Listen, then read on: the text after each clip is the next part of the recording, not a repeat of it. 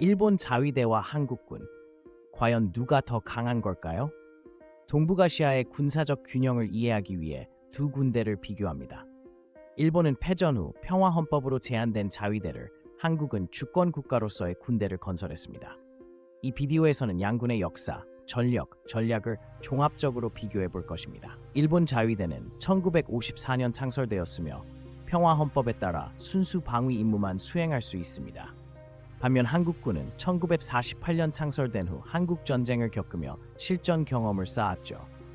이처럼 태생부터 다른 두 군대는 각기 다른 길을 걸어왔습니다. 일본은 패전의 상처를 딛고 한국은 전쟁의 교훈을 통해 군사력을 발전시켰습니다. 2023년 기준 일본 자위대의 예산은 약 54조 원, 한국군은 57조 원으로 비슷합니다. 그러나 예산 사용처는 크게 다릅니다. 일본은 해상 및 공중 전력에 집중하는 반면 한국은 지상군과 포병에 더 많은 예산을 할당하죠. 예산 규모만으로는 두 군대의 진짜 힘을 가늠하기 어렵습니다. 자금이 어떻게 쓰이는지 보아야 합니다. 일본은 F-15J 전투기와 아이지스함 같은 첨단 해양 장비를 보유하고 있습니다. 반면 한국은 K2 전차와 현무 미사일 등 자체 개발 무기 체계를 갖추었죠. 일본의 장비는 주로 수입에 의존하는 반면 한국은 국산화에 주력했습니다. 이는 양군의 전략적 선택을 보여주는 중요한 차이점입니다. 일본 자위대는 모병제로 운영되어 전문성이 높지만 인력의 고연령화가 문제입니다. 한국군은 징병제로 청년 인력 풀을 유지하며 규모의 우위를 점하죠. 현역 병력은 양국 모두 약 24만 명이지만 한국은 예비군까지 포함하면 더 큰 전력을 보유합니다. 인적 자원 면에서 양군은 각기 다른 강점을 지닙니다. 일본 자위대의 훈련은 법적 제약으로 인해 비교적 제한적입니다. 반면 한국군은 북한 위협에 대비해 실전 같은 극한 훈련을 정기적으로 실시하죠. 한국은 매년 대규모 연합훈련을 진행하는 반면 일본은 합동훈련의 제약이 많습니다. 이는 양군의 전투 준비도에 큰 차이를 만듭니다. 일본 자위대의 주요 임무는 영해 방어입니다. 반면 한국군은 전면전을 대비해 육상, 해상, 공중 통합 전략을 펼치죠.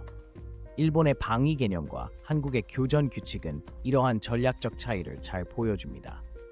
각 군대가 처한 지정학적 환경이 서로 다른 만큼 그 목표도 다를 수밖에 없습니다. 일본은 레이더 등 핵심 기술에서 미국에 대한 의존도가 높습니다. 반면 한국은 K-라이 자주포와 같은 무기를 국산화하는 데 성공했죠. 일본의 기술력은 우수하지만 한국은 자체 개발 능력을 꾸준히 키워왔습니다. 이는 전시 상황에서 중요한 변수로 작용할 수 있습니다. 일본 자위대는 해상 전력에 특히 집중해 헬기 모함 등을 운영합니다. 한국군은 연안군을 중심으로 육상과 해상을 통합한 전략을 추구하죠. 일본의 강점은 넓은 해양 영역 방어에, 한국은 반도 특성상 육해공 통합 작전에 있습니다. 각 군대는 자신들의 지리적 조건에 최적화되었습니다. 일본은 우주 감시와 사이버 전력 확충에 주력하고 있습니다. 한국은 미사일 방어 시스템과 포병 기술을 발전시키며 대응하죠.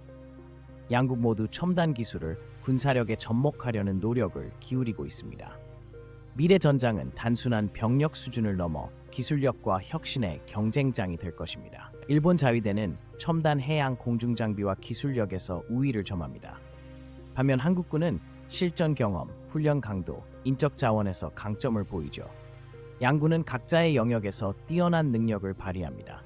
단순히 누가 더 강한가보다는 어떤 점에서 강한가가 더 중요한 질문입니다. 일본 자위대 vs 한국군 누가 더 강한가라는 질문에는 단순한 답이 없습니다.